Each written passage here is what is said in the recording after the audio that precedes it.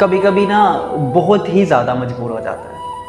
वो इतना मजबूर हो जाता है कि राबते की डोरियाँ अपने ही हाथों से काट देता है, चाहे उस डोरी के साथ उसकी अपनी ज़िंदगी क्यों ना बंधी हो। और वो ये सब भी ना दूसरों के लिए करता है। जब उसको लगने लग जाए ना कि उसका बोझ उसके ही रिश्तों के ऊपर दुश्वारियाँ पैदा कर रहा है, तो वो पीछे हट जाता है और ख़ुद पर बेवफाई, ठीक है, बुज़दिली और तोहमतों का लेबल लगा लेता है। लेकिन वो फिर भी मुस्कुराता है।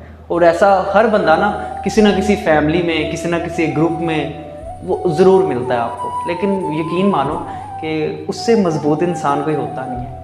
और उसको ना कुछ मिलता ज़रूर है, वो किसी इंसान की फॉर्म में क्यों ना हो, वो किसी ख़जाने की फॉर्म में क्यों ना हो, वो इल्म की फॉर्म में क्यों ना हो, वो ज़ाहिर किसी को नज़र आए ना आए, लेकिन वो बंदा असल में सुरखरू हो जाता है।